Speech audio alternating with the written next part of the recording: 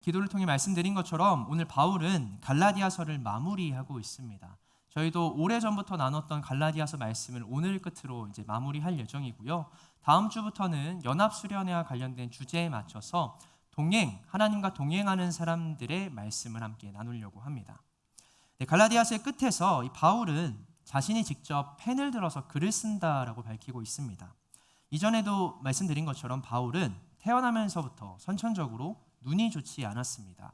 안질, 눈병을 앓고 있었다라고 성경은 기록하고 있는데, 그래서 직접 글을 쓰는데 어려움이 있었습니다.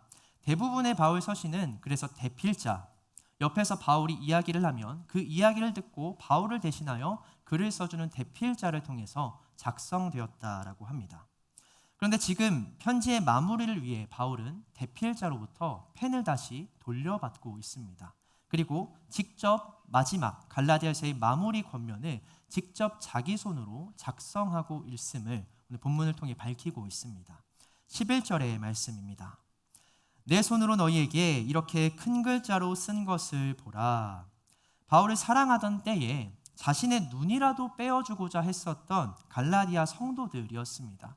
그만큼 바울의 눈이 좋지 않았음을 알고 있었고 직접 글을 쓰기에는 많은 어려움과 제약이 있다는 걸 알고 있는 성도들이었습니다.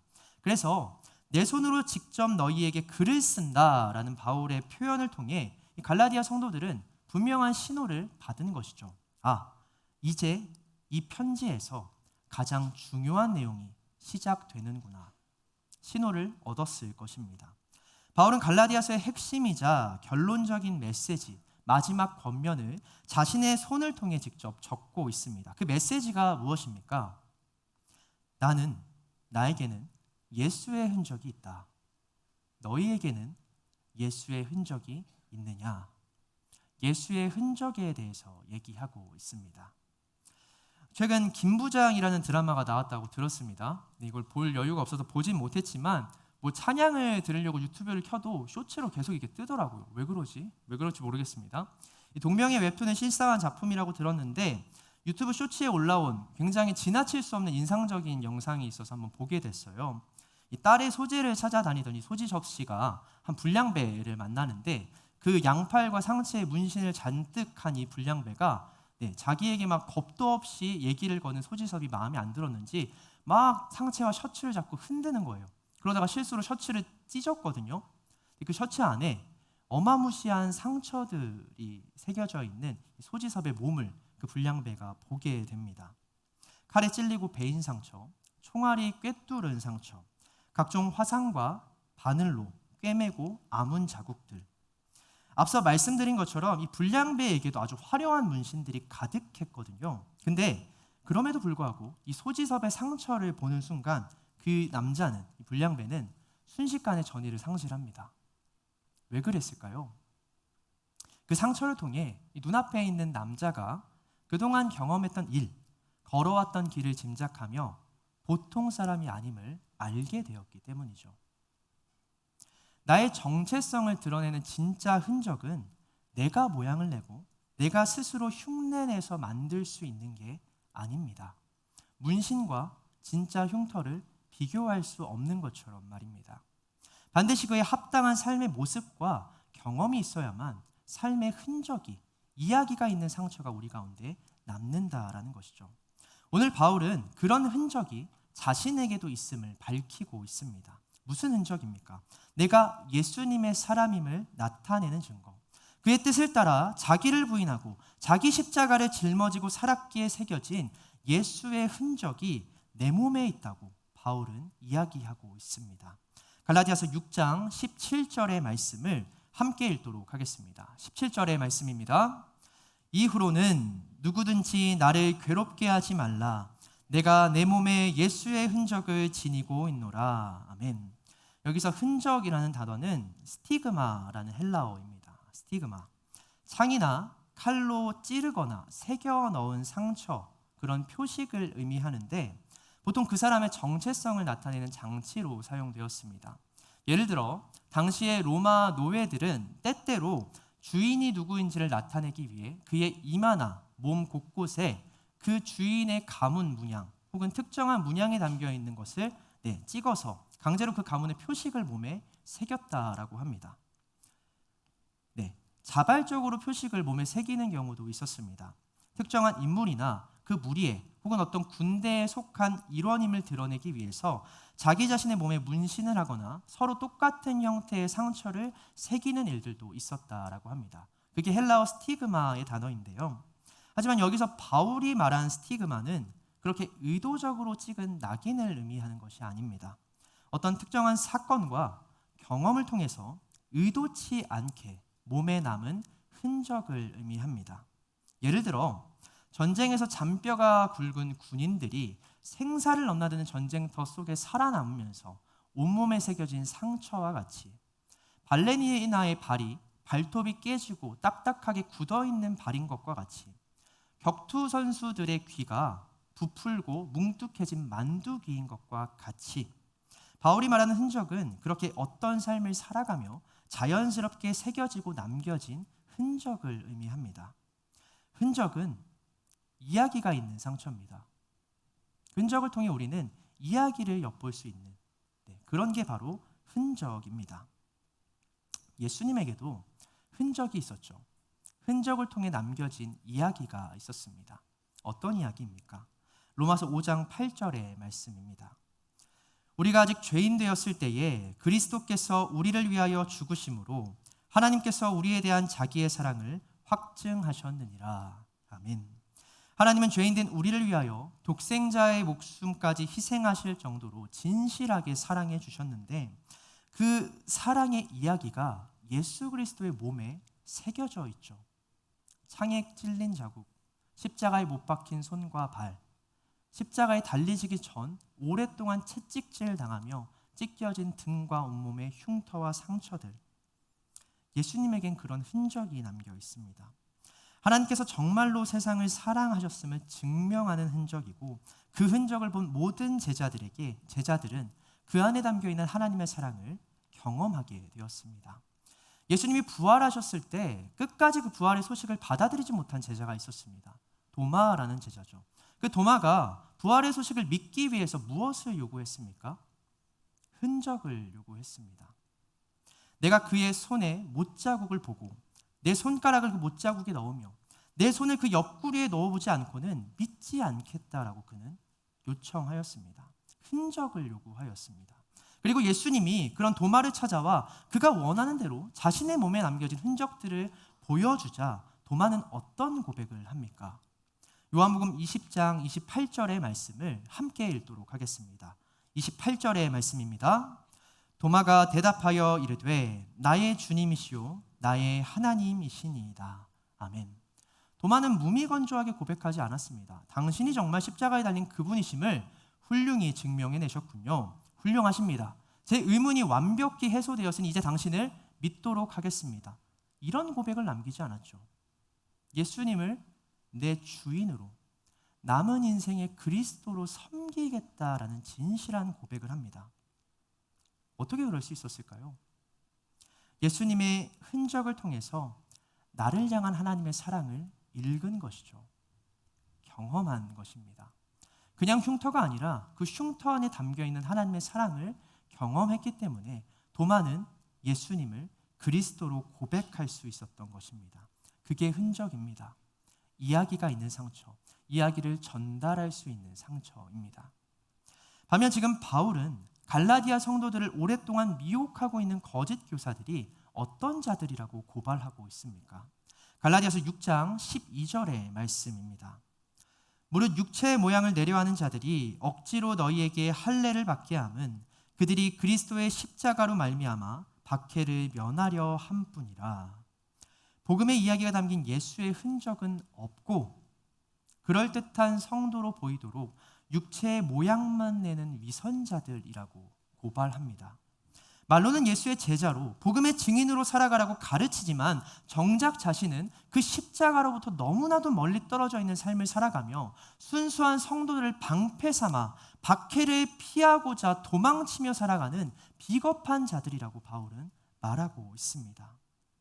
복음은 반드시 죄인들의 마음에 찔림과 불편함을 준다. 성경은 이야기합니다. 복음의 증인들은 그로 인해서 박해를 피할 수 없다고 말하는 것이죠. 그러나 거짓 교사들은 복음으로 인해 찔림을 느끼는 세상 사람들을 지나치게 의식했고 그들로부터 어떠한 박해도 분노도 질타도 받지 않도록 애쓴 사람들이었다라는 겁니다. 하나님께 인정받는 백성이 되기보다 여전히 세상 사람들에게 좋은 사람, 존경받고 따를 만한, 인정받고 칭찬받을 만한 사람으로 남는 것이 그들의 가장 큰 목표였다라는 것이죠. 그래서 그들은 자신의 자아와 충돌하는 복음을 마주했을 때 복음에 비추어 자신을 변화시킨 게 아니라 자신에 맞춰 복음을 변질시킨 자들이 된 것입니다. 바울은 어떤 사람입니까? 바울도 바리새인 사울이었을 때 복음과 정면으로 부딪힙니다. 다메섹 도상에서. 그때 그는 그 복음 앞에 자신을 변화시켰죠. 사울에서 바울로. 그래서 순전한 복음을 그대로 전할 수 있었던 것입니다. 고린도후서 2장 17절의 말씀입니다. 우리는 수많은 사람들처럼 하나님의 말씀을 혼잡하게 하지 아니하고 곧 순전함으로 하나님께 받은 것 같이 하나님 앞에서와 그리스도 안에서 말하노라. 아멘. 바울은 순전한 말씀, 하나님께 받은 그대로의 말씀만을 전하는데 힘썼다라고 성도들에게 고백합니다. 그리고 그는 갈라디아서 5장에서 다시 한번 분명히 밝히기를 우리가 그렇게 순전한 복음을 전할 때 예수 그리스도와 그의 십자가 복음을 전할 때 그것이 모든 사람들에게 걸림돌이 되고 찔림이 되고 불편함이 되어서 복음을 전하는 사람, 순전한 복음을 전하는 사람은 박해를 받을 수밖에 없다. 미움을 받을 수밖에 없다라고 강조합니다. 바리새인과 제사장들이 예수님을 매번 적대하고 그 권위에 도전했던 이유는 무엇이었습니까? 예수님이 전한 하나님의 뜻, 십자가의 복음이 율법과 자기 공로와 의로움에 빠져 살아갔던 그들을 불편하게 했고 걸려 넘어지게 했기 때문입니다. 예수님의 뒤를 이어 복음을 전파했던 사도들과 초대교회 성도들도 동일한 저항을 받습니다. 유대인들에게 고발당하여 공회 앞에 섰던 사도들이 복음을 전했을 때 그곳에 모인 사람들, 복음을 전해 들었던 회중은 어떤 반응을 보입니까? 초대교회의 첫 집사로 사역했던 스데반이 돌로 맞아 죽기 직전에 자신을 둘러싼 회중들에게 똑같이 순전한 복음을 전했을 때 그 사람들 또한 스데반의 복음 앞에 어떤 반응을 보입니까? 모두 마음의 찔림을 경험했다. 성경은 기록합니다. 그리고 그 찔림이 대부분 박해와 분노로 이어졌다. 성경은 말합니다. 공회 앞에서 사도들이 복음을 증거할 때 그 복음의 마음이 찔린 자들은 분노하였다라고 성경은 기록하는데 그냥 불쾌한 정도가 아니라 저 복음을 전하고 입 밖으로 꺼낸 저 사도들을 죽여 없애야겠다라는 그런 결의까지 일어날 정도로 극심한 분노에 차올랐다. 성경은 기록합니다. 이후 스데반이 또 한 번 똑같은 무리에게 하나님의 순전한 복음을 전했을 때 동일하게 마음을 지킨 그 회중들은 결국 물러설 수 없는 극단적인 선택을 하게 되죠. 사도행전 7장 57절에서 58절의 말씀입니다. 그들이 큰 소리를 지르며 귀를 막고 일제히 그에게 달려들어 성 밖으로 내치고 돌로 칠세 증인들이 옷을 벗어 사울이라는 청년의 발 앞에 두니라. 회중들은 크게 소리를 지르고 귀를 막으며 일제히 그에게 달려갔다 말합니다. 복음 앞에 적극적으로 자신의 온몸을 차단시킨 것이죠. 그리고 돌을 저마다 하나씩 집어들고 나를 불편하게 한 그 스데반을, 복음을 증거한 그 사람을 쳐 죽이는 선택을 합니다. 바리새인이었던 사도 바울도 그곳에 있었습니다. 복음을 받아들이기 이전이지만 그는 그곳에서 이미 십자가의 복음 앞에 사람들이 어떻게 반응하는지를 철저하게, 확실하게 경험할 수 있었던 것이죠. 십자가 복음의 증인들은 언제나 그 복음을 정할 때 둘 중 하나의 반응을 경험합니다. 회개하고 구원을 받아 감사하는 모습을 경험하거나 반대로 분노하며 나를 적대하고 박해하는 사람들의 모습을 마주하게 됩니다. 하지만 사도들과 참된 증인들은 어떤 결과 앞에서도 기뻐하였습니다.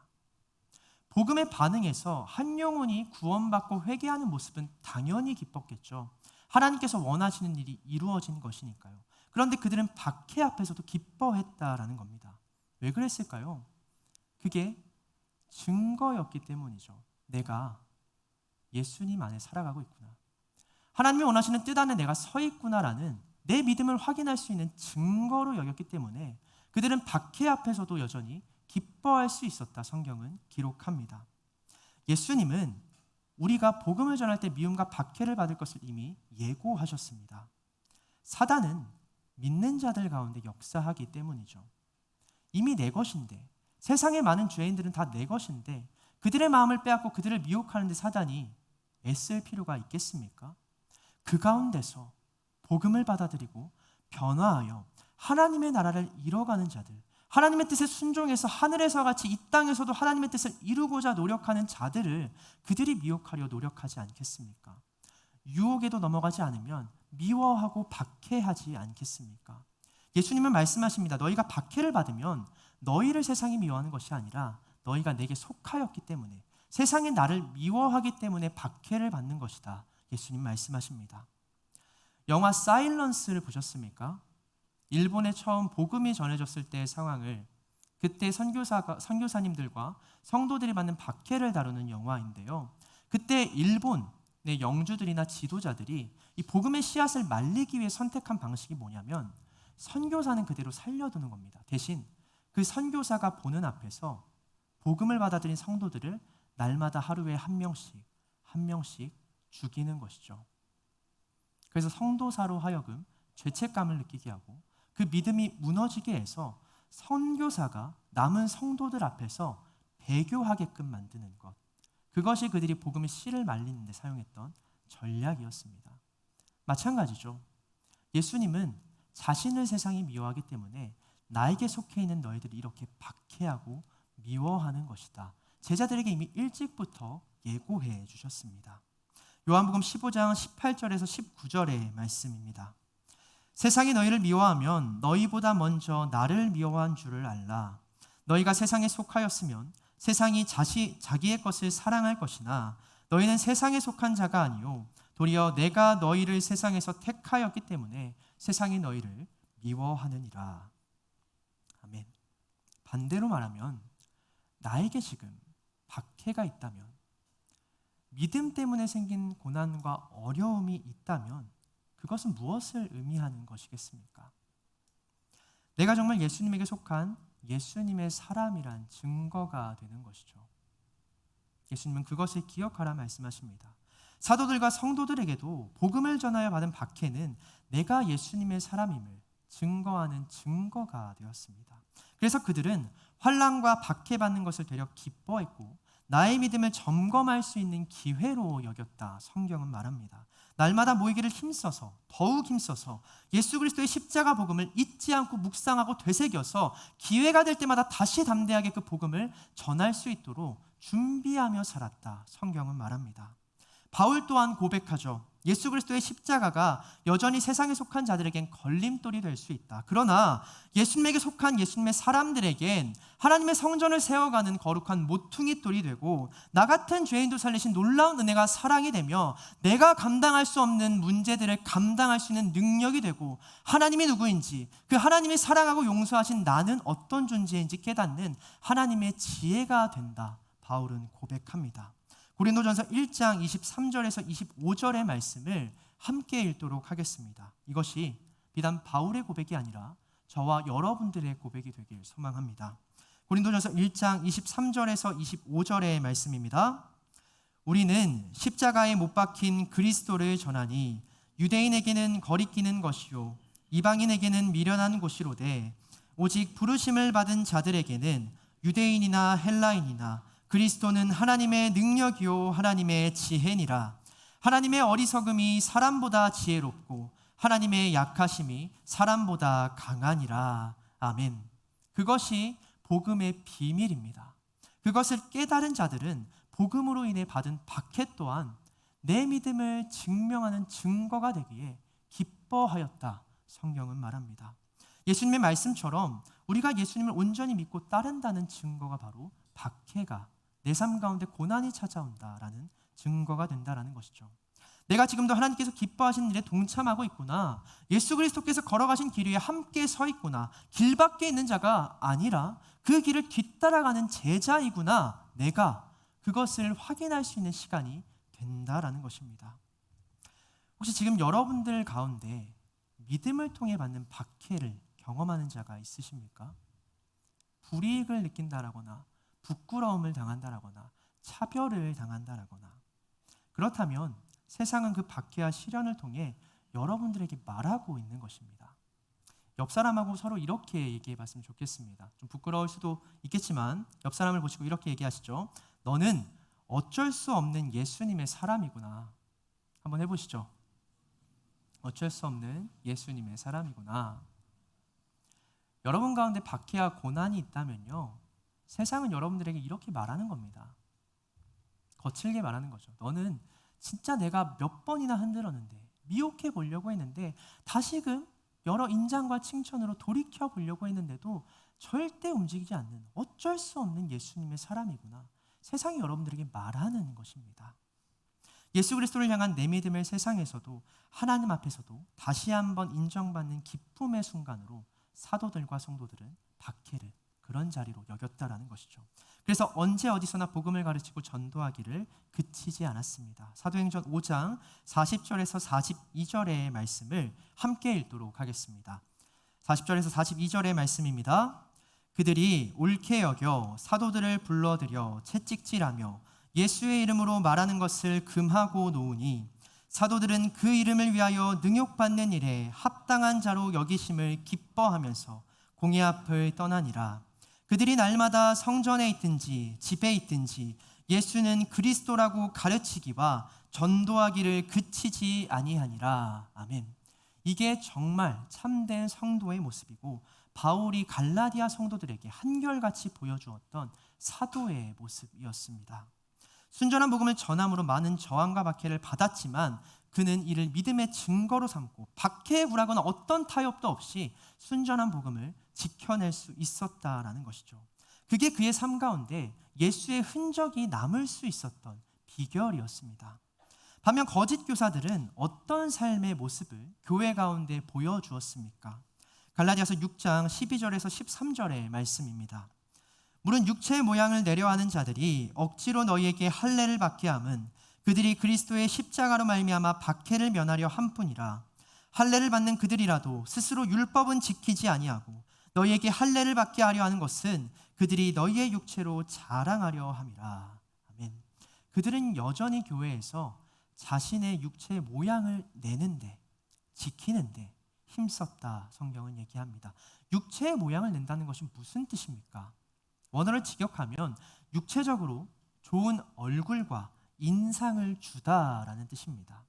사람은 외모를 보지만 나 여호와는 마음의 중심을 본다라고 하나님께서 말씀해 주셨지만, 그 말씀을 누구보다 잘 알고 있는 사람들이었지만 그 말씀을 따르지 않고 여전히 외모에 집중하며 살아갔다라는 겁니다. 복음을 받아들이기 이전부터도 나를 따르고 인정해줬던, 나를 존경하고 내 추종자로 살아갔던 그 사람들을 포기하지 못했다라는 거죠. 그 사람들을 지킨다고, 정확히 말하면 그 사람들의 인정과 칭찬을 지킨다고 복음을 바꿔버린 것입니다. 육체의 모양을 내기 위해 복음의 모양과 내용을 바꿔버린 것입니다.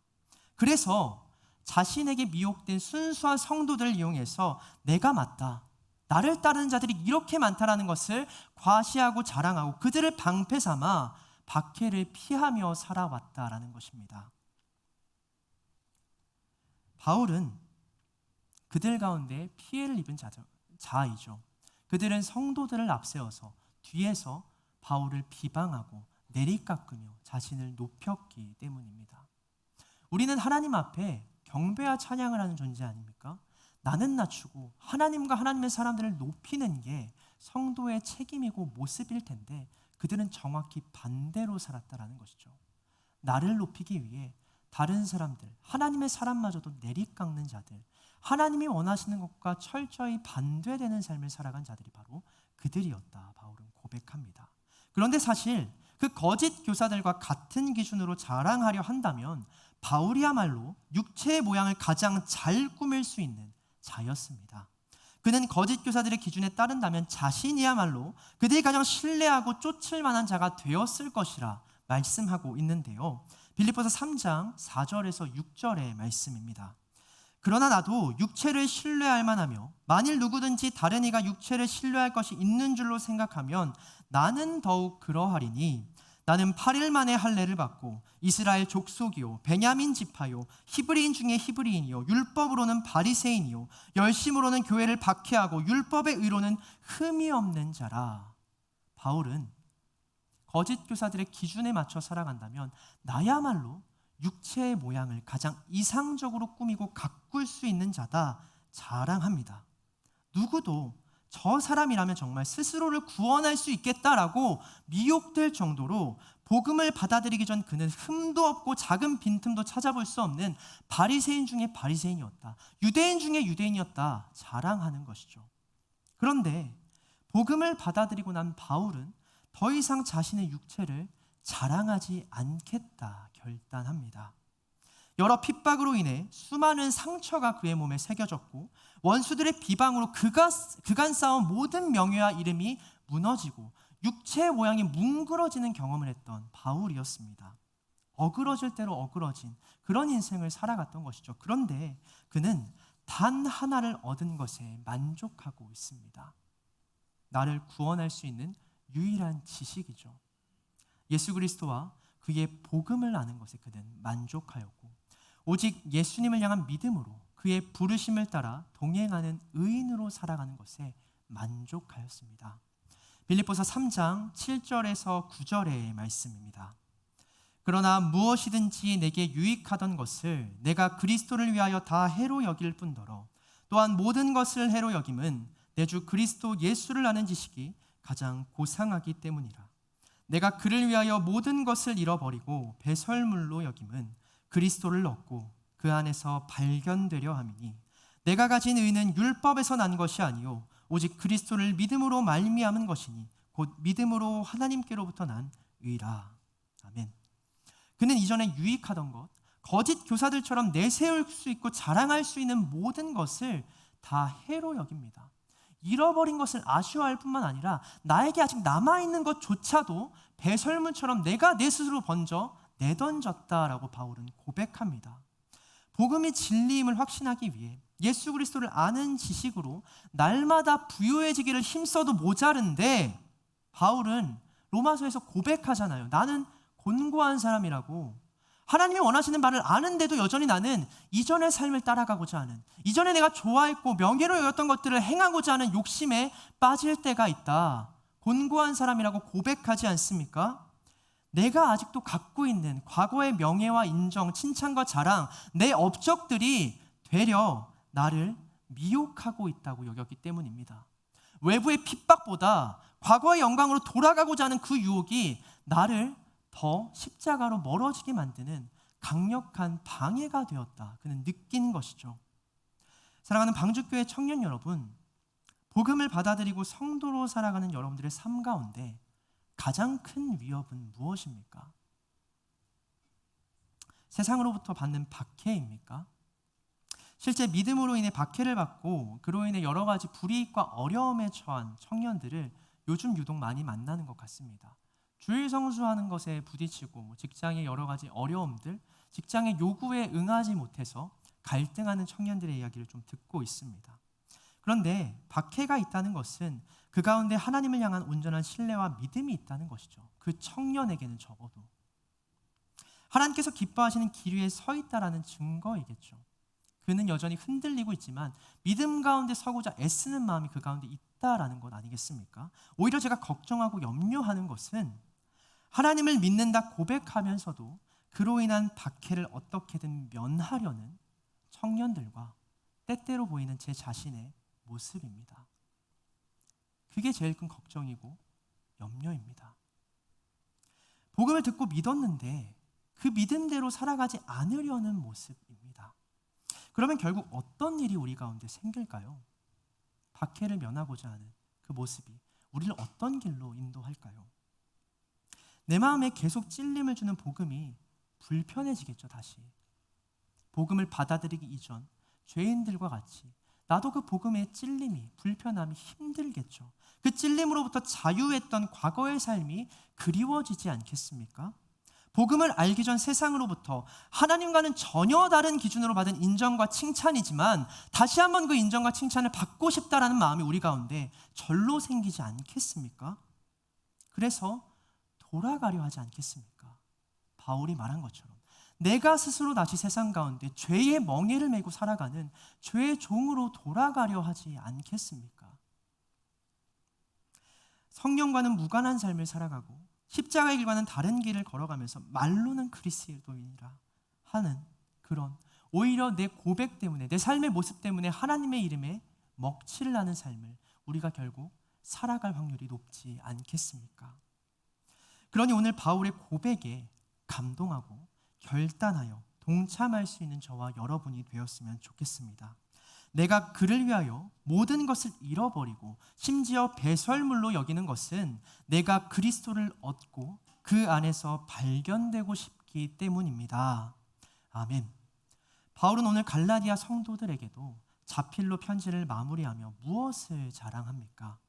갈라디아서 6장 14절에서 15절의 말씀을 함께 읽도록 하겠습니다. 14절에서 15절의 말씀입니다.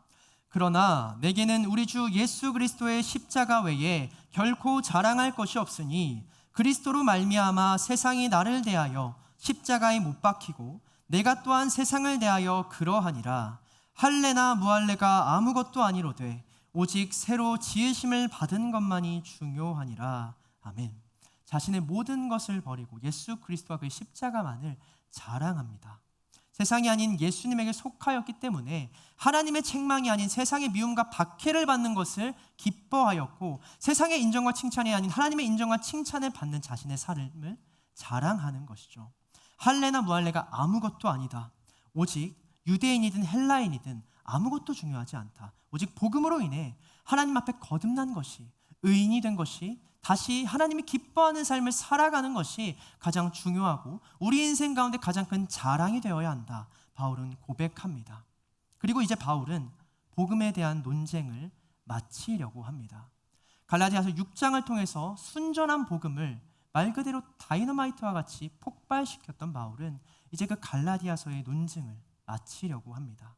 갈라디아서 6장 17절의 말씀을 마지막으로 다시 한번 함께 읽도록 하겠습니다. 17절의 말씀입니다.